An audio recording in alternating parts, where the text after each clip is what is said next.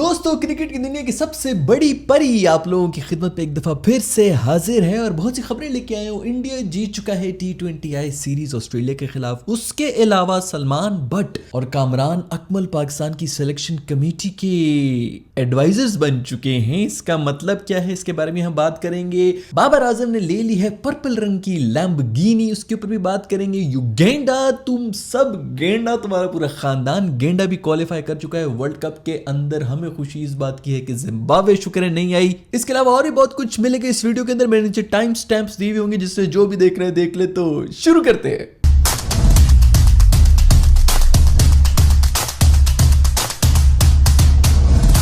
भाई, चौथा T20I जो हुआ है इंडिया का वो जीत चुका है ऑस्ट्रेलिया के खिलाफ। इस तरह सीरीज भी वो जीत चुके हैं। मेरे ख्याल में सबसे ज्यादा T20I इंटरनेशनल जीतने वाली टीम बन चुकी है इस वक्त इंडिया की। सबसे पहले तो मुबारकबाद देना चाहूंगा उन कॉन्स्पिरेसी थ्योरिस्ट को जो अब चुप हो गए होंगे, क्योंकि वैसे नॉर्मली जब भी इस तरह की कोई सीरीज हो रही होती है, अगर एक टीम आगे चली जाए और फिर दूसरी टीम अगले सारे मैचेस जीत जाए और फिर एक फाइनल मैच के ऊपर बात आ रही है, तो सब शुरू हो जाते हैं कि भाई ये देखा, ये सब बेकेबे होते हैं, ये जानबूझ के हारे हैं ताकि अगला मैच इंटरेस्टिंग हो जाए। तो उन सबको मैं अभी बुलाना चाहूंगा कि प्लीज आएं और इसके ऊपर भी कमेंट करें, क्योंकि ये तो सीरीज अब खत्म हो चुकी है। अब कोई भी नहीं बोलेगा कि ऐसी भी कोई सीरीज होती है, लेकिन अगर ये गलती से भी ऑस्ट्रेलिया जीत जाता तो ये जानबूझ के हारे हैं ताकि अगला मैच जो है ये सारा फिक्सिंग हुई भी। फिक्सिंग वाले कॉन्स्पिरेसी थ्योरिस्ट को हमारा सलाम।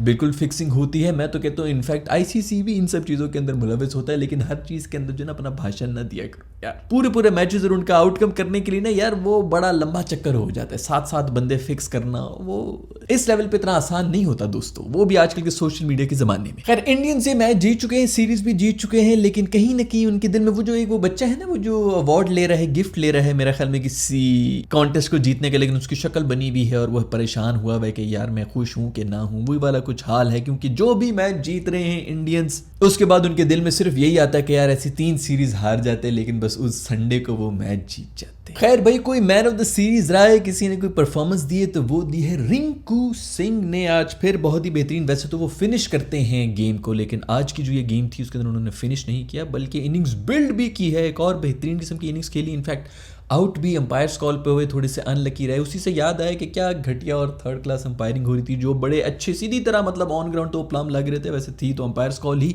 लेकिन ऑन ग्राउंड वो आउट ही होने चाहिए थे, वो इन अंपायर्स ने दिया नहीं। और उसके बाद फिर जो मिसिंग थी उसके ऊपर इतना प्रेशर में आ गया कि उसको उसने आउट दे दिया था और फिर बाद में चला कि बॉल जो है वो मिसिंग थी। तो निहायत ही हल्की और कमजोर किस्म की अंपायरिंग हुई है। खैर, जो भी टीम जीत रही है इंडिया के अंदर, वो बस टॉस जीत के बॉलिंग ही कर रही है। पैट कमिंस ने क्या फरमाया था, अब सब जो है उसको कॉपी करना शुरू हो चुके हैं। आज के मैच में भी ऑस्ट्रेलिया ने टॉस जीता और टॉस जीतकर फील्डिंग का फैसला किया। एंड में बेहतरीन कोई मेरे ख्याल में 5 आउट किए हैं आखिरी 2 ओवर्स के अंदर। कोई 10 रन के ऊपर 5 आउट हुए हुए थे। बड़ा कमबैक भी करा दिया था, बहुत रोक लिया था उनका स्कोर, लेकिन फिर भी करीब भी ना पहुंच सके। ट्रेविस हेड एक दफा फिर से मारना शुरू हुआ। 22 रन का जब ओवर गुजारा तो मैंने कहा भाई ये तो 10 ओवर में ही मैच खत्म कर देंगे, लेकिन फिर अक्षर पटेल विद एन एक्स, क्योंकि वो बहुत कूल है, और साथ ही साथ उसके आई बिश्नोई, क्या खूबसूरत बॉलिंग कर रही है, कैसी स्पिन बॉलिंग इनका डुओ। ऑस्ट्रेलियंस को समझ ही नहीं आई कि हम क्या खेलें क्या ना खेलें। ना ऑस्ट्रेलियंस को समझ आ रही थी, ना बैटर्स को समझ आ रही थी, ना ही अंपायर्स को समझ आ रही थी, इसीलिए तो बेचारों से डिसीजन नहीं ली जा रही। खैर, आज के मैच में भी लास्ट के 2 ओवर्स में 40 रन चाहिए थे। पिछले मैच के अंदर लास्ट 2 ओवर के अंदर मेरे ख्याल में 44-45 रन चाहिए थे, जो कि मैक्सी ने बना दिए थे। आज 40 रन चाहिए थे, बस एक ही फर्क था कि मैक्सी नहीं था। मैक्सी मेरे ख्याल में घर वापस जा चुका है, वो एंजॉय कर रहा है भाई। कम से कम तो ये सीरीज है, और कुछ नहीं तो दूसरे मैच में तो कम से कम कंट्रीब्यूट कर देता ताकि आखिरी वाले के ऊपर कोई ना कोई मजे आ जाते। बट खैर, वो वापस जा चुके हैं और आज इनकी मैक्सी की ही कमी महसूस हुई ऑस्ट्रेलिया को। खैर, यंग टीम है, न्यू बच्चे हैं इस टीम के अंदर, जो कि इंडिया की, और उन्होंने बेहतरीन शो तो दिखाया है भाई। ऑस्ट्रेलिया के टीम को हराना इतना आसान तो नहीं होता। आगे वर्ल्ड कप भी आ रहा है, उसके अंदर देखा जाएगा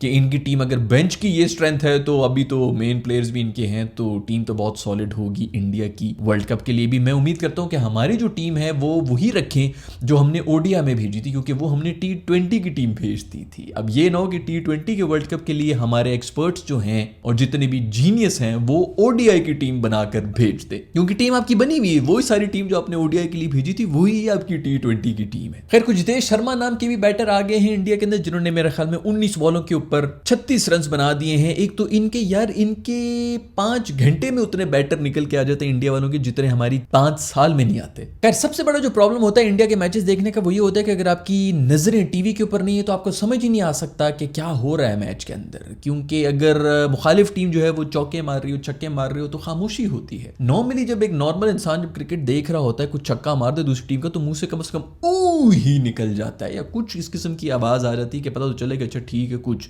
शॉक लगा कि व्हाट ए शॉट, या इस किस्म की कोई आवाज तो निकल ही आती है, लेकिन इनकी वो भी नहीं लगती है। वाहिद ऐसी ऑडियंस है जो कि बिल्कुल खामोश हो जाती है। अगर आप स्क्रीन की तरफ नहीं देख रहे हैं तो आपको आइडिया ही नहीं हो सकता कि भाई ये हो क्या रहा है मैच के अंदर, 2-4 चौके हो रहे हो या सिंगल हो रहे हो, वो बस खामोश बैठी होती है। दूसरी तरफ वो मार्च की जो तस्वीर थी उसके ऊपर अभी तक बहस हो रही है। वो मार्च का मेरे ख्याल में कोई बयान भी आ गया जिसके अंदर वो ये कह रहे हैं कि भाई अगर मैं दोबारा भी वर्ल्ड कप जीता ना तो मैं यही हरकत करूंगा, और अब वो करेगा भी। मुझे तो अब डर लग रहा है कि उन्होंने कोई पिशी विशी कर लेनी है वर्ल्ड कप के ऊपर। वो यही कह रहे हैं कि मैंने कोई डिसरिस्पेक्ट नहीं की और मुझे किसी किस्म की कोई भी शर्मिंदगी नहीं है और बिल्कुल ऐसे ही होना चाहिए। आपका वर्ल्ड कप है, आप जो मर्जी करें उसके साथ। खैर अब आएंगे पाकिस्तान की न्यूज के बारे में, और पाकिस्तान की न्यूज ये है कि सलमान बट, कामरान अकमल और Rao Iftikhar the legendary bowler, ये सब आ चुके हैं सिलेक्शन कमेटी के अंदर, जो कि अब हमें एक बेहतरीन टीम बना कर देंगे पाकिस्तान के लिए। यारी दोस्ती के बारे में बात करते रहे, ये सब बाबर आजम के लिए कि जी बाबर अपने दोस्तों को खिलाता रहे, अपनी यारी दोस्ती अभी निभाना शुरू की। अभी 3 महीने पहले तक ये सब प्लेयर्स इस चीज के लिए लड़ रहे थे कि हमारी टीम में जगह बनती, हमें कम बैक कराओ, और अब वो सब चूंकि उस जोगे तो है नहीं, क्योंकि पिछले 6-7 महीने से 1-1.5 साल से इनफैक्ट टीवी के ऊपर बैठ के एक्सपर्ट बन गए हैं, तो अब सबके सब पीसीबी के अंदर नौकरियां करके बैठे हुए। यहां पर कोई बात नहीं कर रहा कि यारी दोस्ती में ही बांटी जा रही। ऐसी होनी चाहिए दोस्तियां भाई। एक हमारे दोस्त होते हैं कि उनसे अगर थोड़े से भी पैसे मांग लो तो ऐसे मुंह बना रहे होते हैं जैसे किडनी मांग ली हम। इधर पोजीशनें बांटी जा रही है, तू भी ले ले तू भी ले ले, एक दूसरे के बीच में जो है। वैसे भी वहाब के तो मेरा ख्याल में सलमान बट साहब के साथ वैसे ही पुराने बड़े रिलेशंस हैं, जिसके अंदर वो जो कंट्रोवर्सी हुई थी स्पॉट फिक्सिंग वाली, उसके अंदर इनका भी नाम कहीं आया था, तो वहां पर फिर इनका नाम जो है वो निकल भी गया था, तो कहीं ना कहीं फेवर तो रिटर्न करनी थी। खैर मुबारक हो बहुत ज्यादा हमारे बट सर को भी और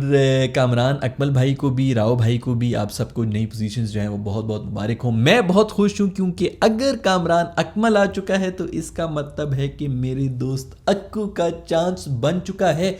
अक्कू ने भी मेरे ख्याल में आजकल में ही कोई इनिंग्स भी खेली है, कोई मर मर के मासूम ने 45 बॉलों के ऊपर कोई 45 वगैरह ही बनाए हैं, मारने की भी कोशिश की एंड में और कुछ भी नहीं उससे लग रहा था, लेकिन फिर भी उसकी जगह बनती है इस टीम के अंदर। अक्कू को टीम में डालो, this is your job Kamran Akmal. अभी तो जो पीएसएल आएगा उसके अंदर देखना मेरा अक्कू जो नज़ारे दिखाएगा। खैर पिछली वीडियो के अंदर भी मैं यही बात कर रहा था कि शीजू जो है उसने कोई 20 बॉलों पे 50 मार के अंग्रेजी में गालियां भी दी, उसके बाद अगले में फिर मैं हमें कुछ 70-72 मारे, आज फिर कोई 50-55 मार दिए। क्या बेहतरीन फॉर्म में आ गया शीजू और अक्कू, दोनों को टीम में लाओ। खैर चूंकि अब कामरान अकमल जो है वो बन चुके हैं चीफ सेलेक्टर, तो मेरे दोस्त अक्कू को चाहिए कि फौरन से जिम में जाके कोई 3 मिनट की वर्कआउट की वीडियो भी बना दे, बुनियान शुनियान पहन के ना, जरा चर्बी वर्बी हिला हिला के एक्सरसाइजिंग कर करके कर दे कि मैं तो भी बिल्कुल फिट हूं। खैर इसके अलावा और भी खबरें आ रही हैं, वो ये आ रही हैं कि बाबर आजम ने कोई एक पर्पल रंग की लैम्बोर्गिनी खरीद ली है। मुझे तो नहीं पता कि उसने खरीदी है या उसके साथ पोज ही कर रहे, क्योंकि गाड़ी लग रही है कि पाकिस्तान में नहीं खड़ी हुई, शायद कहीं बाहर खड़ी हुई। वैसे भी ऐसी गाड़ियां जो है वो पाकिस्तान से बाहर ही आप अफोर्ड कर सकते हैं, पाकिस्तान के अंदर लाते हुए तो टैक्सेस ही इतने लग जाते हैं कि लैम्बोर्गिनी वाले खुद भी अफोर्ड नहीं कर सकते पाकिस्तान के अंदर अपनी ही गाड़ी। खैर जो भी हो, उसकी है किसी और की है, जिसकी भी है, प्रॉब्लम यह है कि बहुत से लोगों को इसके रंग से प्रॉब्लम हो रही है और बहुत से लोग कह रहे हैं कि ये किस किस्म का कलर ले लिया। वो जो इंडिया की एक मूवी आई थी टार्ज़न, मेरे ख्याल में 90s में या 2000 में आई थी, कोई बोलने वाली गाड़ी थी जो अजय देवगन की रूह जिसके अंदर फंसी हुई थी उसके इंजन के अंदर ही, तो उससे इसको मिला रहे हैं और कह रहे हैं कि बहुत ही गंदे कलर की ले लिया। ये सब वो लोग हैं जो कि वो जो टैक्सी बुक करते हैं ना एप्लीकेशन के ऊपर, उसके ऊपर भी नॉन एसी वाली सस्ती सवारी बुक करते हैं, लेकिन बातें इनसे करवा लो कि लैम्बोर्गिनी का कलर कौन सा होना चाहिए। भाईजान, भाई पैसा उसका, गाड़ी उसकी, कलर उसकी चॉइस का, तुम सब कौन हो भाई। खैर यू गेंडा भी क्वालिफाई कर चुका है T20 वर्ल्ड कप के अंदर, और सबसे बड़ी खुशखबरी ये है कि जिम्बाब्वे क्वालिफाई नहीं किया। हमारा जो एक खौफ होता है जिम्बाब्वे के खिलाफ खेलते हुए वो अब नहीं होगा, क्योंकि अगर आपको याद होगा हम जो बड़े खुश हो रहे हैं कि इस ODI वर्ल्ड कप में हमने अच्छी परफॉर्मेंस नहीं दी, उससे पहले तो हम भी फाइनल खेले थे, उसमें हम जिम्बाब्वे से हारे थे और नेदरलैंड्स ने हराया था साउथ अफ्रीका को, जिस वजह से हम आगे गए थे। अदरवाइज हम उसमें भी फर्स्ट राउंड में ही निकल गए थे जिम्बाब्वे से हारने की वजह। तो जिम्बाब्वे चूंकि आउट हो चुका है, युगांडा क्वालिफाई कर चुका है, तो ये हमारे लिए बहुत ही खुशाइन बात है, क्योंकि अब हमारा कंपटीशन कम से कम हमारे रास्ते से हट चुका है। कुदरत का निजाम एक दफा फिर से एक्टिवेट हो चुका है हमारी। खैर मुझे उम्मीद है कि आज की वीडियो आपको पसंद आई होगी। अगर ऐसा है तो लाइक के बटन को छू लें, अगर चैनल को सब्सक्राइब नहीं किया हुआ तो सब्सक्राइब भी कर दें। मैं आपसे मिलूंगा नेक्स्ट वीडियो में, तब तक के लिए अपना ख्याल रखिएगा। अल्लाह हाफिज।